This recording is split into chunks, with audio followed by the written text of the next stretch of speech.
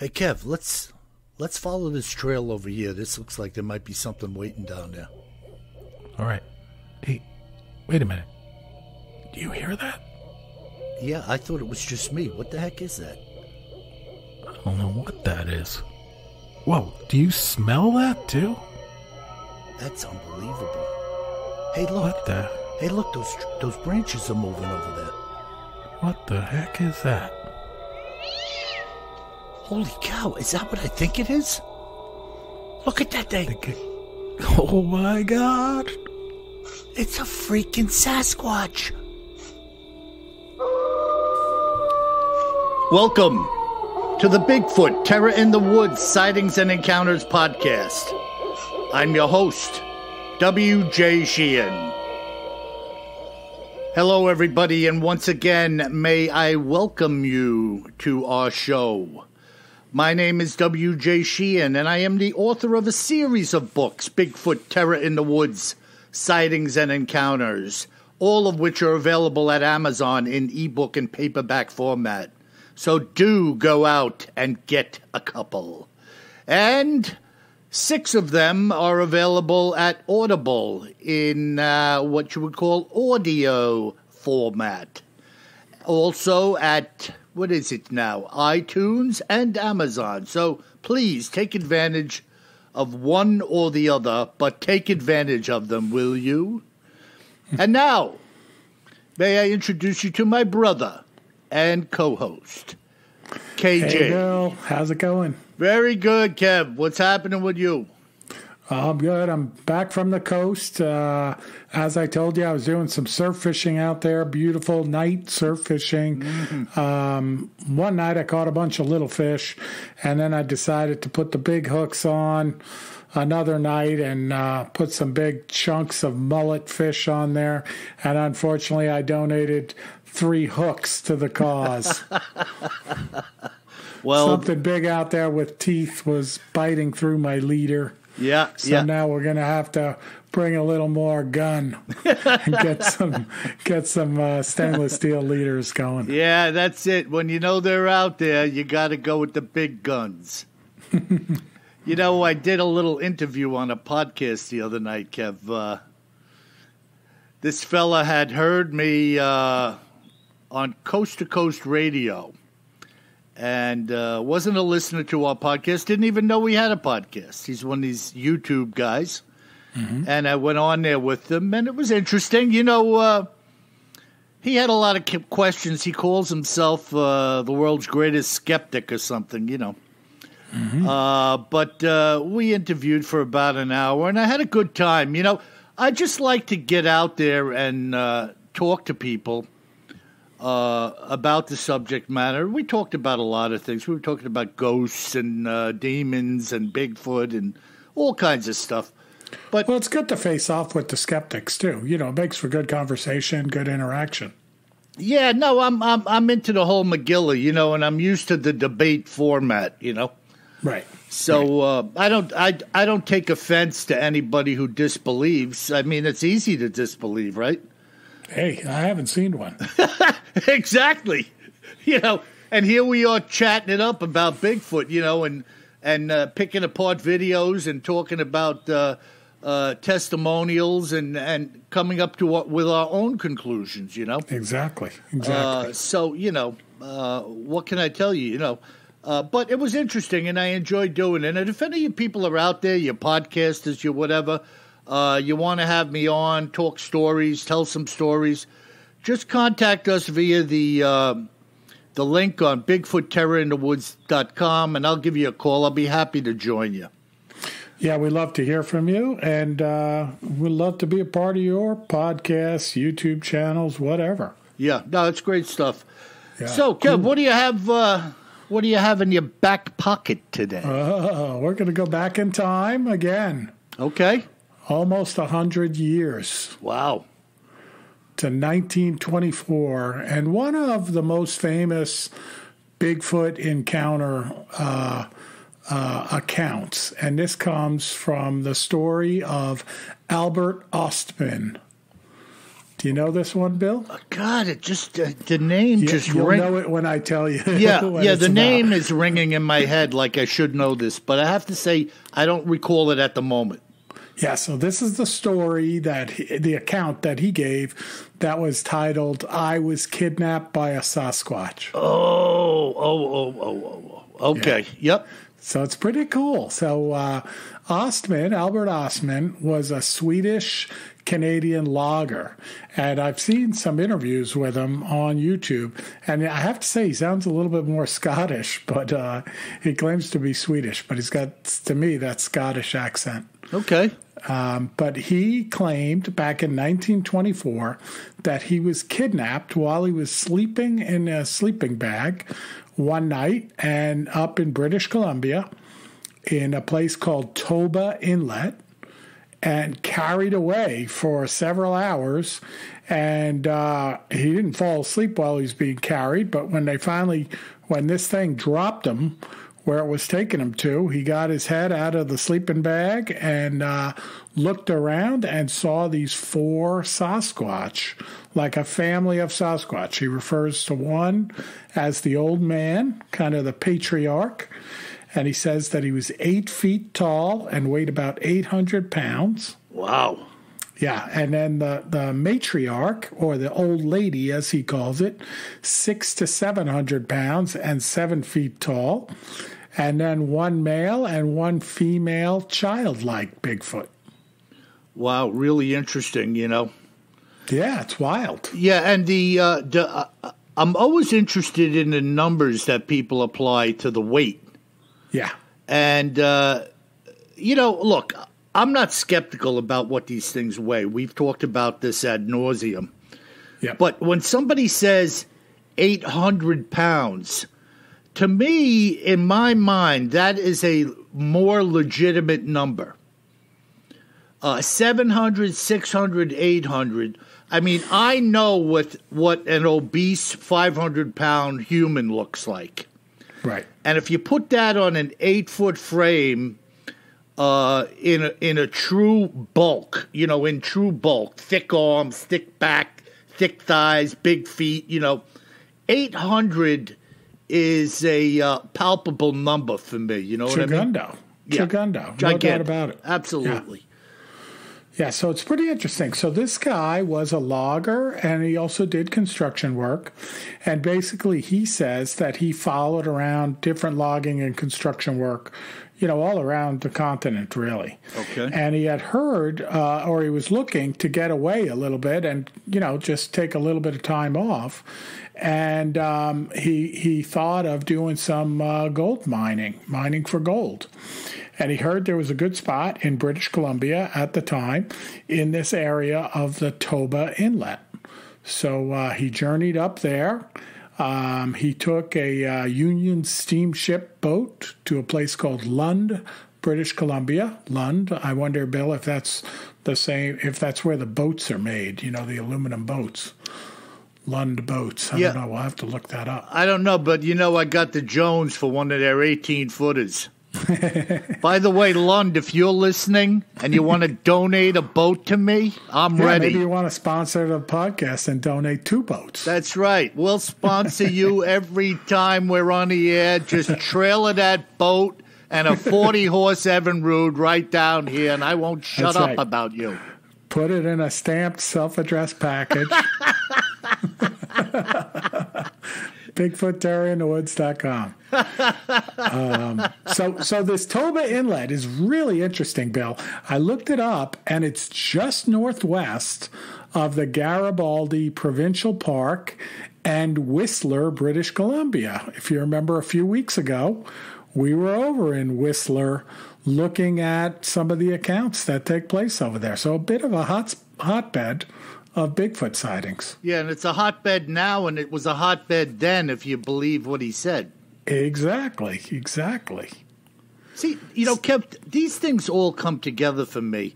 They're like neighborhoods, places where people have lived for a long time, places where animals have lived for a long time, and places where Bigfoot has been for a long time. No doubt about it. Yeah. It's not like they're just showing up because they have nothing to do. They've been around there because it's an accommodating area for them and the way they live.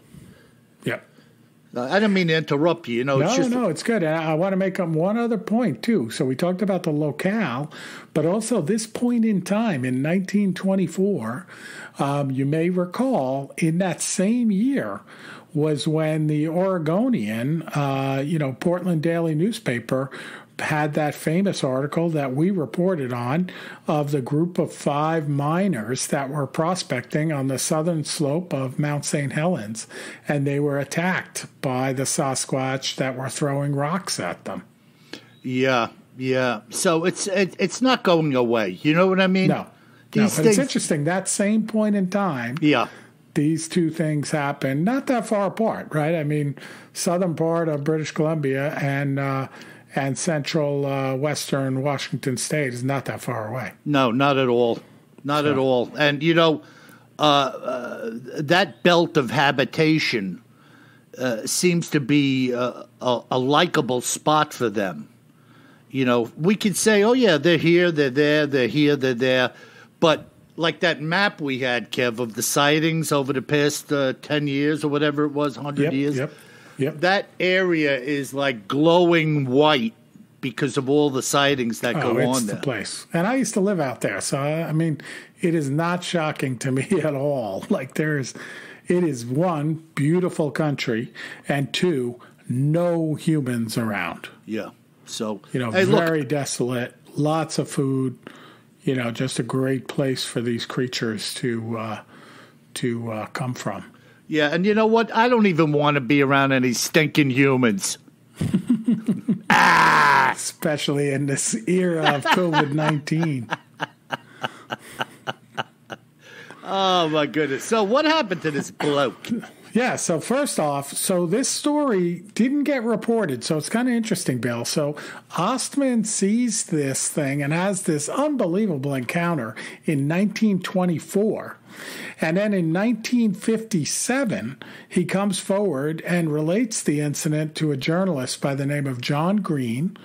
And John Green writes a story about this in the Agassiz Harrison Advance newspaper, and it's called "I Was Kidnapped by a Sasquatch."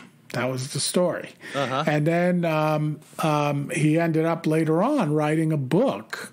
John Green wrote a book about this and included the Ostman encounter from an interview with Ostman, which we're going to talk about some of the excerpts directly from that interview. So it's pretty interesting. Excellent. But what's also really interesting, because I know our listeners are there saying like, okay, this is some crazy guy, makes this whole thing up, right, etc. But what's really interesting, Ostman took multiple lie detector tests. He was interrogated by a magistrate who was well known for making criminals crack under questioning. And Ostman never cracked under the questioning, never goofed up his story in any way, never failed the lie detector test, and then also, importantly, never made a penny from his story. Yeah, and lo and behold, how many people would put themselves in that position, not even making a dime? I mean, you're by the way, being ridiculed. Yeah, right? Yeah. You're like a laughing stock. This guy's carried away in his sleeping bag. Like, come on, Yeah, most people would say, what a stupid story. I mean, in the time of COVID, they left the liquor stores open. When he went gold mining, he must have had a knapsack full of schnapps or something. Now, you know what? Well, first off, I don't know that there's anything wrong with having a knapsack full of schnapps. Yeah, 1 loaf of bread and 8 jugs of schnapps. That's his supply. And some matches. Yeah. You know what comes to my mind too, Kev? Think of the guts of this guy. Just taking the steamer up there, hears about some gold, packing up his stuff and walking out into nowhere. Yeah. So let's talk a little bit more about that. So basically, that's what happened. But he also hires this Native American or indigenous people of Canada, First Nation, whatever they call them up in Canada, whatever the politically correct term is, hires him to take him up to this place, the exact place of Toba Inlet. And while they're up there, this guy, his guide, is telling him about this creature called the Sasquatch in 1924. And Ostman is like, I never heard of this. Like, what is it? And he said, well, basically they have hair all over their bodies, but they're not animals. They're people. They're very big people living in our mountains. And he says, my uncle saw tracks of one that were 2 feet long. And he said one older Indian saw one that was over 8 feet tall. So he's going up there to gold mine and gets in a conversation with this native or Indian fellow, whatever you want to call him. Yeah, guide, right? Right, and he starts telling him about Bigfoot. Isn't that something? Yeah, it is freaking unbelievable. Yeah. So he gets all of his provisions and that to be up there for a few weeks. And then he goes out, and in his account, he talks about hiking along for a couple of days, looking for like the perfect campsite, right? So, and then he says, 2 days later, I found an exceptionally good campsite. There were 2 very large cypress trees growing close together and near a rock wall with a nice spring just below these trees. So he intended to make this his permanent camp. He cut up a lot of brush for a bed between the trees, rigged up a pole from this rock to hang his pack sack on, and arranged some flat rocks for a fireplace for cooking. And he writes, he had a really classy setup, and that's when things began to happen. Wow. Yeah, so that first night after he sets up the camp, he wakes up, he sleeps like a rock, and he says he's a very heavy sleeper and nothing disturbs him. He noticed that things have been disturbed during the night, but he's like nothing missing that he could tell. And he said, I roasted a grouse on a stick for breakfast. Huh. But he says that night I filled up the magazine on my rifle, following your advice, Bill, even back in 1924. Good job. And he said, I still had one full box of 20 shells and 6 shells in my coat pocket. That night, I laid my rifle under the edge of my sleeping bag, and he said, I thought a porcupine had visited me the night before. And he said, porkies like leather. He calls them porkies. So I put my shoes in the bottom of my sleeping bag. He said, next morning, my pack sack had been emptied out. Someone had turned the sack upside down. It was still hanging on the pole from the shoulder straps as I had hung it. Then I noticed 1/2 pound package of prunes was missing, and also my pancake flour was missing. Wow. And then he notes that his salt bag, right, you carried a lot of salt with you back then, was not touched. And he says porcupines always took the salt because that's one of their favorite things. Huh. Yeah. Yeah, here we go again, a guy that knows the details, you know what I mean? Absolutely, yeah. In his account, and I say that all the time when I talk to people, they teach me things I don't know. And, the fact that porcupines don't touch the salt, you wouldn't know that unless you were a camper. First of all, you'd have to be in an area where there were porcupines. Yeah. And you'd have to have knowledge, either handed down or firsthand, that they don't touch that stuff. Yeah. It's interesting. Yeah, so then he says that night it was cloudy and it looked like it might rain. He took like a really detailed account of how everything was arranged. He left his clothes on and slept with all his clothes on, other than his shoes, which again he put in the bottom of his sleeping bag to keep him away from the porcupines, if it was porcupines. And he put his rifle alongside him inside the sleeping bag, and he was really trying to stay awake to catch his visitor, but he fell asleep. And get this, he said he was awakened by something picking me up. Can you imagine? No. Holy smoke. I've done a lot of camping in a sleeping bag, and I cannot imagine that something is picking you up. But it's interesting. He says that his first thought was it must be a snow slide, like a bit of an avalanche, right? Which that makes sense. But he said there was no snow around his camp. Yeah, it's just odd. You don't know what to think, right? You're moving. Am I dreaming? Picture yourself in the moment in the bag getting picked up. You're coming out of your sleep. What the hell is going on, No, and it's pretty interesting. So he says that, like, he doesn't say it in these words, but this is my interpretation of what he's saying. If you could imagine you're in a sleeping bag and something that weighs 1,000 pounds and has the strength to match picks up the sleeping bag from the open end and throws it over his shoulder, a bit like Santa Claus. Yeah. So where are you going to be? You're going to be in the bottom of that sack. And he's crunched up in the bottom, like with his knees bent, his feet underneath his butt, and just like can barely breathe. Yeah, in this sack. In this sack. Wow. And he can't tell, like, what's going on. Like he said, for a minute he thought he was on horseback, but then he could feel that whoever it was walking, carrying him. And, of course, at this time he doesn't know how big it is, right? Like he just knows, like, I'm in the bottom of the sack, and he says he thinks he's going to suffocate, but he can't move, and he's in a lot of pain, like his legs from being so cramped up, right? Did he say he shouted? Or Nothing. No. He doesn't mention that. Yeah, it's he could have just overlooked that, but it's a little weird, right? Wouldn't you be screaming, put me down, something? I mean, you don't know what's going on, right? Right. Like, I don't know. It's hard to say. Like, yeah. Your logic makes sense, but he doesn't know that someone picked him up, right? He's a big guy. Yeah. And he's in the sleeping bag sleeping, and all of a sudden he's like, the end is closed, and he's in the bottom of it in a ball. Like, what the heck? Yeah, it's weird. Yeah.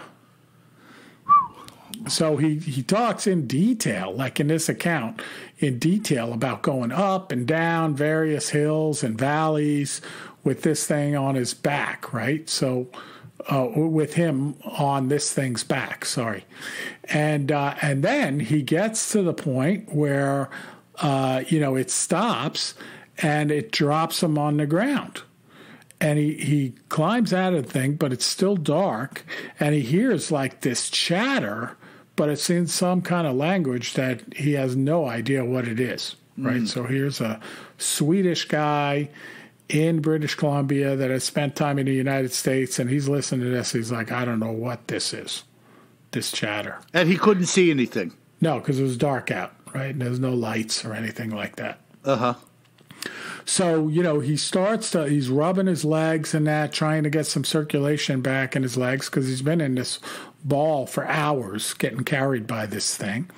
And it's starting to get a little bit lighter, and he says he could see them quite clearly.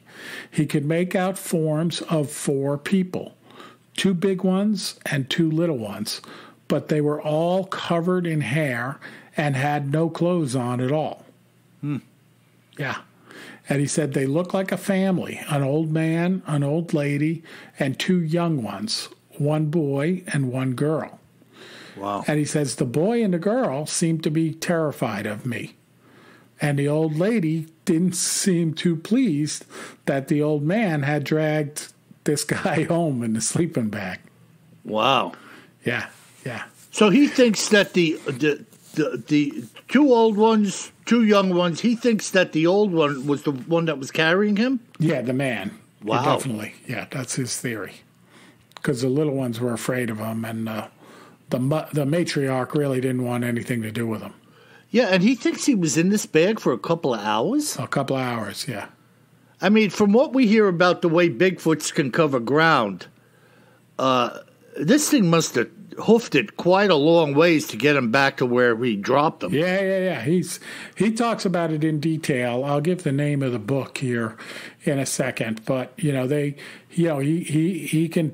listening and paying attention to whether he's going uphill or downhill, and he's going up and down and up and down and up and down again, right? So definitely covered a lot of ground. How do you think he knew he was going up and downhill? I guess from the angle, you're in the dark and this thing, I don't know. Yeah, well, I guess so. Yeah, if you felt your weight shifting to one side, you could assume you were going uphill. Right. Or then if you were hanging off of his back versus bouncing against him, you know. Right. Yeah.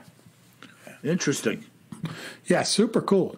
So so he's there, and the sun comes up, and he's there for 2 days, and they're kind of going about their business like a family would, you know, and leaving him alone, you know, like walking away and stuff like that, and doing kind of, he doesn't put it this way, but their chores, whatever they're doing, you know what I mean?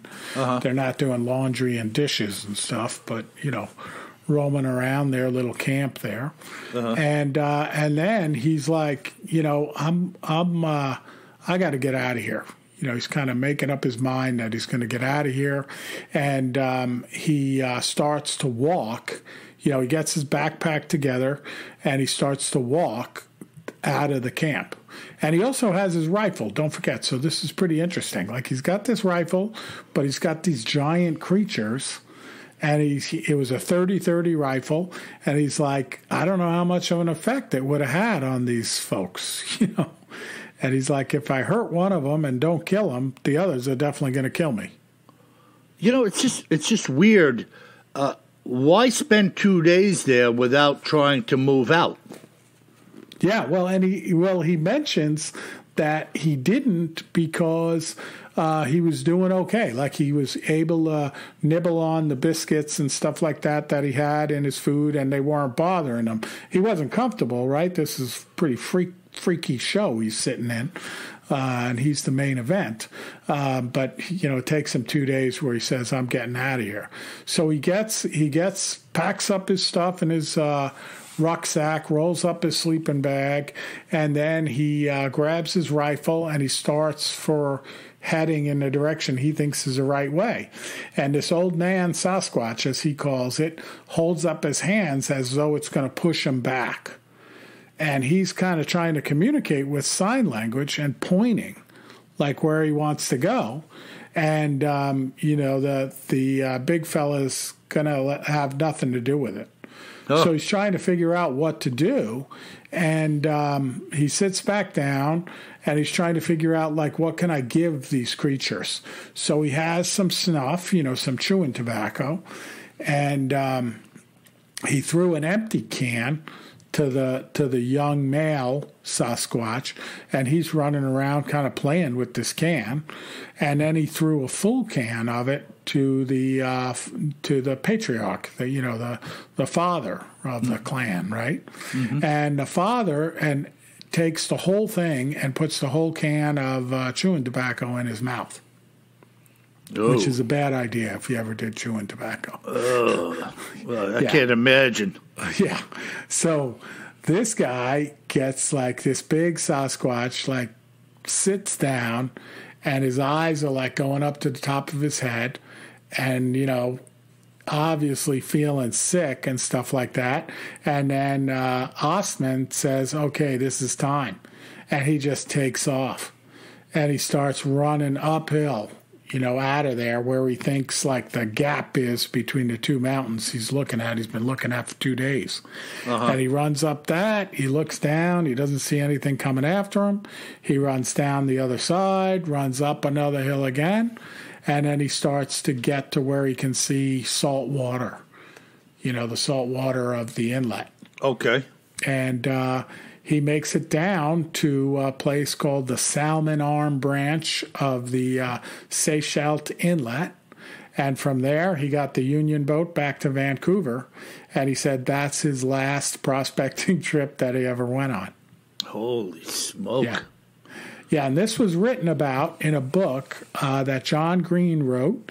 This particular book was published, you know, the article was in the 50s, but then he published this in a book called Sasquatch, The Apes Among Us by John Green, and that was published in 1978.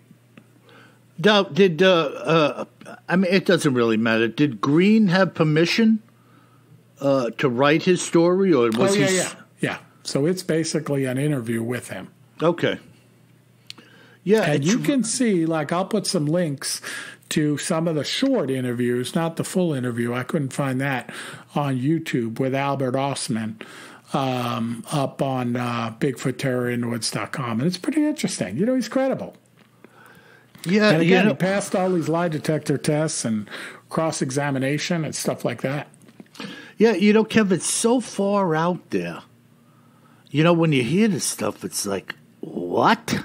Yeah. And I would imagine a lot of people are going to listen to this podcast and say, you've got to be kidding me.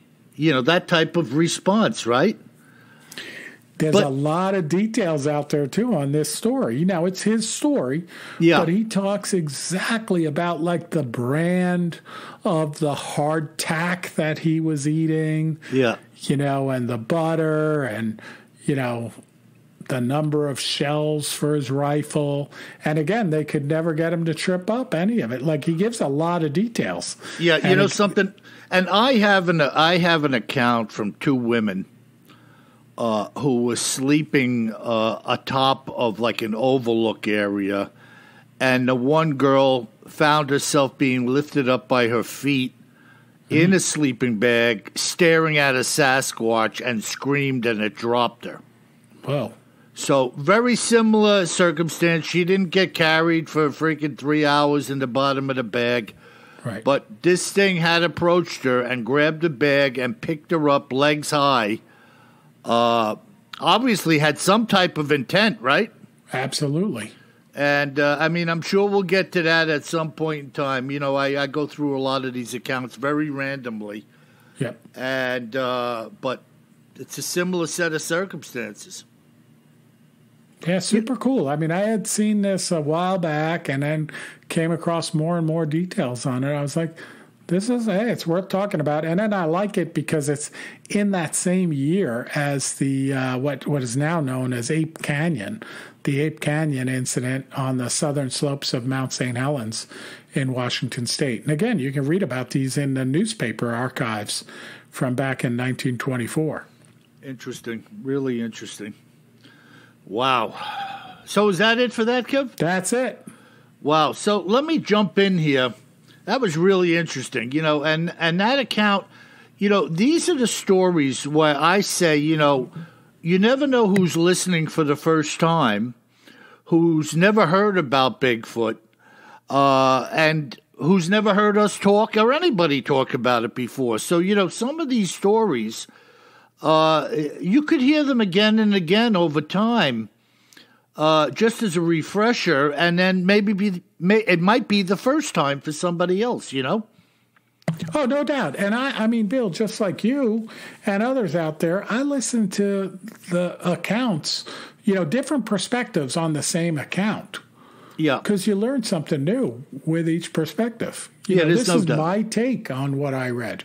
Yeah, there's no doubt about it. I'm not saying I have it better than anyone else. It's my take. Right. And that's it. And how many times have we looked at the Patty film? Exactly. Or talked about that? A dozen, 2 dozen, 100? Right. So it's all grist for the mill, as I say. Well, I have a really interesting evidentiary account here today. Let me just dig right into it. We'll get into it. This following account was told to me by George and Thomas Harrison, two brothers who decided to do a little hiking while in Alaska and ran across some very interesting subject matter along the route. And this is what the two Harrison boys had to say. The Pinnell Mountain Hiking Trail is located some 90 miles north of Fairbanks, Alaska, and can be accessed from 3 different areas along the Steese Highway. My brother and I had gone up there from British Columbia to do a little hiking for the week and check out the midnight sun. It was June of 2005 when we arrived at the trail. There are no facilities whatsoever in this area, so everything that you will need for the hike needs to be brought in by you and carried out by you as well. The two of us love to hike and hunt, But for this little stint, we mainly wanted to experience the midnight sun, which is viewable between June 18th and the 25th. The entire trail is 24 miles long and is not easily traversed. I would say that the average hiker would need 3 full days to complete it at the rate of 8 miles per day, whereas stronger hikers like my brother and I could accomplish the same in 2 days' time if we push our limits. There can be a fair amount of wildlife in here, so it is always our personal preference to carry sidearms with us when we hike in such locations. This is the home of grizzlies, wolves, lynx, wolverines, and at certain times of the year, bands of caribou. This caribou migration had just happened prior to our arriving there in the month of June. The midnight sun phenomena can be viewed from most of the trail's high points. So our plan was to hike to just beyond an area known as Swamp Saddle and across the Plank Trail. On this trail, areas of what are known as benched or planked trail have been created to help hikers traverse steep slopes and areas of muskeg. Both of these terrains are quite treacherous without these types of aids. At any rate, our plan was to hike a couple of miles more, having crossed the muskeg to an elevation of about 4,700 feet, and set our camp for the night. We had entered at 12 Mile Summit Trailhead as we began our hike. We were carrying water, food, and a small Coleman heater and some backup fuel. There are freshwater streams which can be found here, but they dry up as the melt dissipates, so it is always best to carry plenty of water and a first aid kit. We also always bring a small water purification kit just in case. So we were well into our first day's hike, working our way along one of the many steep slopes, when we started hearing some whistling. We knew it to be immediately the sounds of a rock rabbit. These creatures live in and among the talus rock areas along steep slopes and are known for their whistling. Shortly after hearing it, we had sighted a couple of these little buggers for ourselves. And one of the other great attractions in this region are the wildflowers. And we had timed our hike at the point when they would be at their maximum growth. There are literally dozens of species to behold, and they carpet these alpine tundra slopes.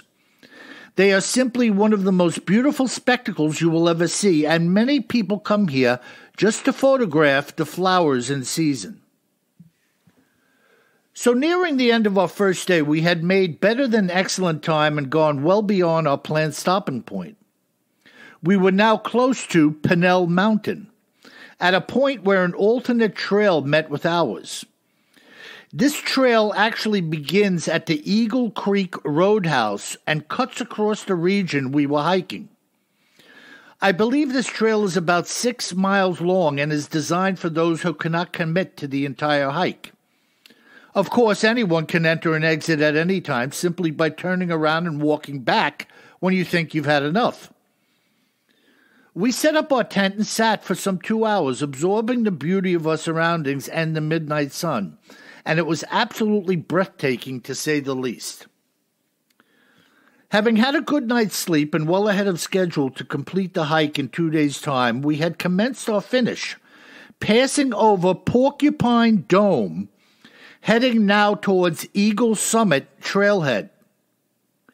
We reached an area looking down over a spot known as Grognan Gulch, which has a creek running through it that I believe was either called Caribou or Bonanza, but I'm not certain. Anyway, we had decided to descend off of the trail proper and have a look around below. As you begin your descent, you start to encounter a lot of different plant and tree varieties. Dwarf birches, alpine bearberries, blueberries, sedges, and forbs. And as we were now entering Grognon Gulch and nearing the creek, we were walking through stands of alders and willows. It was just magnificent, and my brother and I were making our way over to the creek when we noticed a large carcass lying in the trees. As we walked over to take a look, we realized immediately that it was a caribou, and we knew that they had just passed through this area some 2 weeks or so ago. This carcass was maybe 50 feet away from the creek, so we figured the herd had stopped to water and a predator had taken this one out. As we neared the carcass, we noticed immediately that both of the front legs were snapped cleanly in half. One of the bones was next to the carcass, and one of them was missing. We could also see the animal's head was turned around backwards, and the spinal bones were detached.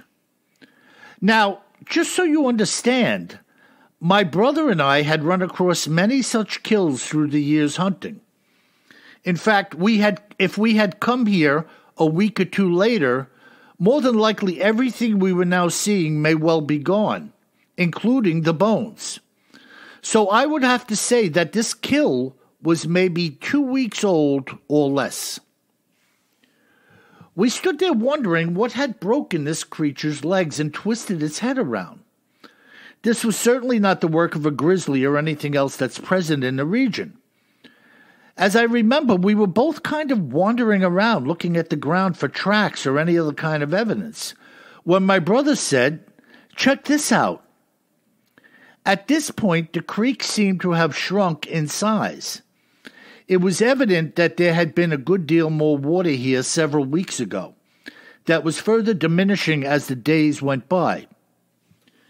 We were standing there, looking down on a series of what I would call enormous footprints in what had once been soft, muddy earth.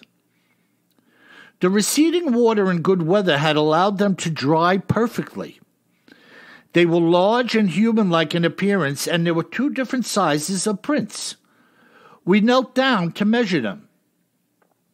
One appeared to be some 2 feet long or so, and the others were perhaps 16 to 18 inches. Both were very wide and had oddly shaped wide toes, and both sets of prints were still visible going into and out of the alders and the willows. So whatever creatures had come out of these trees to the creek had retreated back into them. It was now more than obvious to the 2 of us that these creatures were responsible for the attack on the caribou. My brother and I both knew that we were viewing the footprints of 2, if not more, Bigfoot, who must have stalked the caribou at the creek. There was absolutely no doubt in our minds about it.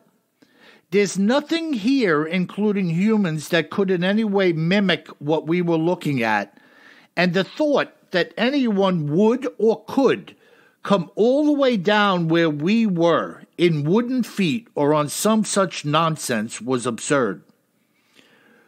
Why? It was totally off the cuff, a whim, that my brother and I were here standing in the first place. Nobody else would descend from the trail to stand where we found ourselves looking at these prints. Having stood here and looked at the carcass, the broken legs and neck, none of this could have been staged or created by us or anybody else at this location. And that is what we saw. It was utterly fantastic. What do you think of that, Kev? Wow. So 90 miles north of Fairbanks, there's not much up there. Yeah, So- and, again, I'm taken aback by these guys and the knowledge the wildflowers, the animals, the this, the that, and when the caribou were coming through. And I mean, obviously these guys knew what they were doing. You know, telling them. You don't go up there, 90 miles north of Fairbanks without knowing what you're doing. Unless you're planning on not coming back. Yeah, exactly. But Bill, now we're going to get letters, right? People are going to write in and say, "I can't believe Kevin doesn't know what these are." But whistling rabbits? Like, what the hell's a whistling rabbit? He says they're rock rabbits. They whistle. I know, but that's crazy, right? Yeah, well, it's something that you can look up or verify or whatever. But I will as soon as we're done. But I mean, did they whistle like the Seven Dwarfs? Yeah, well, maybe they do. Maybe they're whistling Dixie. You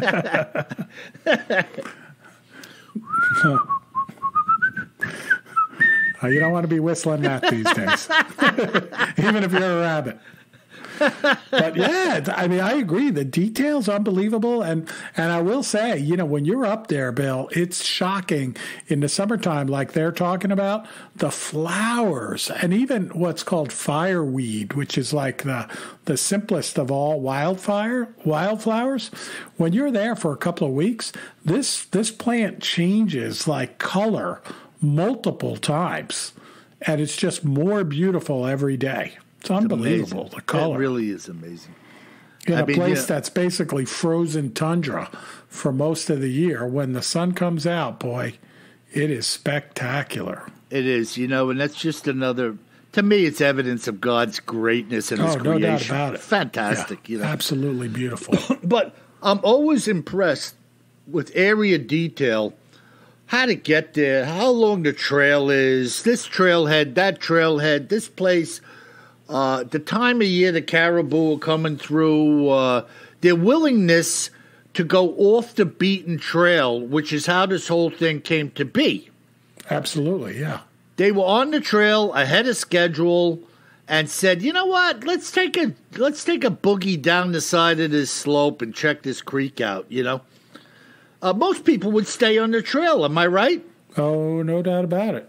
I mean, you're already humping along, maybe huffing and puffing, wondering if you bit off more than you could chew. And these guys are like, this is nothing. Let's go down there and look around. No, I didn't know what was gonna happen when you said you started to say that they came to the fork in the trail. Like, I was like, uh-oh. Yeah, well, I mean, it's just remarkable to me. Yeah. And here, an observation: dead caribou, receding water, perfectly dried up footprints in what was probably mud when the river was up a little higher and the water was more saturated and into the soil. Violently killed caribou, right? I mean, come on. This thing must have been like, I visualize a critter leaning over in the water. Didn't we do that account up in Maine, where the husband and wife in the canoe caught that Bigfoot getting a jump on the moose? Yeah. Basically doing a body slam with the moose. I bet you this was the same type of thing. Could be. Jump it while its head's down, disable it, break the neck, and wham, bam, thank you, ma'am, dinner. Yep. I mean, it's a weird thing, but their tactics and their abilities are probably not unlike a lot of other animals, right? Like a cougar goes for the neck. They know how to disable the prey, right? I mean, they learn it. Yeah, there's no doubt about it. Remember we were talking about over in Asia, the guys who hike through the woods. The last guy in line wears a mask of a human face on the back of his head. Oh, yeah, and I told you in Washington State when we would go mountain biking, down the mountain, we would put these sticker eyes they would sell, and you put them on the back of your mountain bike helmet, because the cougars would try to pick off the last one in the line, but if you had these stickers on your helmet, the cougars would think you could see them, so they wouldn't do it. So there you go. So in Asia, these guys are putting a mask in the back of their head so the Bengal tigers don't get them. Yeah, same thing. And over there, the other lion, the mountain lion, thinks you're looking at him. Yeah, if you ever see folks mountain biking, like footage of it out there, they'll typically have these sticker eyes on the back of their helmet. And you'll be like, what's that? You know. Yeah, it's kind of weird, you know. It is weird, but it's like, no, that's it. It's practical. Wow. Save your neck. Save your neck, literally. Yeah. So there you have it. I mean, it's pretty cool, you know, pretty cool account. Lots of detail, lots of, you know, and this is why when people call me, Kev, to talk to me, I could kill an hour and a half on the phone. I love the account. I love the account. And I love anything in Alaska. You know, it's like Alaska, British Columbia, Washington, Oregon, northern Idaho, Montana. I mean, just having spent time out there, holy cow, you know, it is the wilderness. Yeah, if these creatures are out there, this is where they are. Yeah, you would think so, you know. I mean, you know, what can you say? You know, it is what it is. Take it for what it's worth. And to our Texas fans, I haven't been to the big thicket, but it's on the list. So, I mean, it's on the bucket list. Maybe that's the perfect place, too. I don't know. Yeah, just watch out for ticks. So that's it, kid. What do we got from our listeners today? Yeah, Anything? We got some good listener mail. So the first one is from Devin in Lake Tahoe. And he says, first things first, I'm really enjoying your podcasts. About 7 years ago or so, I was also in the Three Sisters Wilderness area and have been some of the witnesses of which you spoke. We, being me and my friend Giles, experienced the sudden and unmistakable silence. It was after about 15 minutes had passed, after we spoke about the silence, that we heard what sounded like a huge tree crack and come crashing down in the woods just east of us. Well, that's all it took, and we were out of there as fast as our tootsies could move us. Devin, I like you. You're an honest guy. I would have been just in front of you, Devin. Yeah. You know, is that it? That's it. And then he just writes, great show. Yeah, you know, the tree getting knocked down. Now, I've heard this before from different people. Could a tree have just lost its strength or rotted out, and that was the moment in time that it just came down? Absolutely. But the timing about them realizing how still everything had become and speaking about it. Yeah, the forest doesn't get silent in anticipation of a tree falling down. Exactly. Yeah, just doesn't happen that way. Right. One doesn't relate to the other. The silence is realized, and then, boom, this thing comes down like, I'm watching you. Yeah, crazy or like, stuff. Get out. That is freaking crazy, man. I'd be running my tootsies off, too. Yeah, tootsies. I love the word tootsies. So is he from Brooklyn? Hey, Toots, what are you doing? Hey. All right, and then we're going to go from Lake Tahoe to Utah to Pamela. And she says, I know a number of people who say that they have seen Bigfoot in Utah. All of them are extreme outdoors types, as you have spoken about so many times. It's easy to criticize when one is doing nothing but playing video games and sitting on the sofa, and I'm one of them. I believe, having seen nothing for myself, I love you guys. Okay, so she's saying, I believe, even though I sit on the couch playing video games, just based on the stories from these extreme outdoorsmen. Yeah, and you know what else gets me about that too, Kev, is it's a self-debasing comment. Yeah. She's saying, I don't have what it takes to see them, but the people I know that have do. Yeah. And they're doing it, and I'm not, and that's why they've seen it, and I haven't. Exactly. You're not going to see it while you bring your recyclables out. Yeah, no. You know, I mean, you might, right? I mean, you might. But, you got to be lucky. Right. Odds are, according to the other two guys that were up on that trail in Alaska north of Fairbanks, that's not going to happen. You know what I mean? And even they didn't see one. they saw footprints and evidence. No, they saw all the like, evidence of it, right? But not the actual creature. Right. So now, who knows? The actual creature might have been right there looking at him. Right. I mean, we know they're super stealthy. Yeah, and, but if you listen to the Swede's comment about how far he was carried. Oh yeah. These things, I got a feeling, Kev, their range is enormous. Yeah, well, there's not that many of them. Yeah. So when there's not that many of them, they got a bigger range, you know. Yeah, it's just they get around like it's nobody's business, you know, and what they consider a long walk is not a long walk. What we consider a long walk is not a long walk for them. No, and we see that in the animal habitat. You know, like I was reading about couple of months ago, because we have owls here like you have owls, and the territory of an owl here is pretty big. You know, I mean, I guess not that big when you consider that they're flying, but it's not like it's 100 yards, a 100-yard radius. You know, there's not that many owls. Like, so they have a pretty big territory, and they are territorial.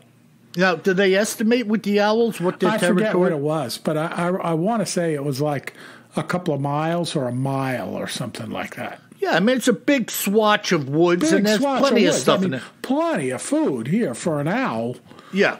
You know, even in a couple of 100 yards. You know, I mean, there's rabbits all over the place. Yeah, and that's how nature is, right? When we talk about what would Bigfoot eat, I mean, the stupidity involved in making such a statement when you think of everything an owl could eat just in a patch of woods all year round. By the way, we talk about the camouflage, Bill. I didn't tell you this, but you knew I was out at the coast this week, right? I talked about fishing and that.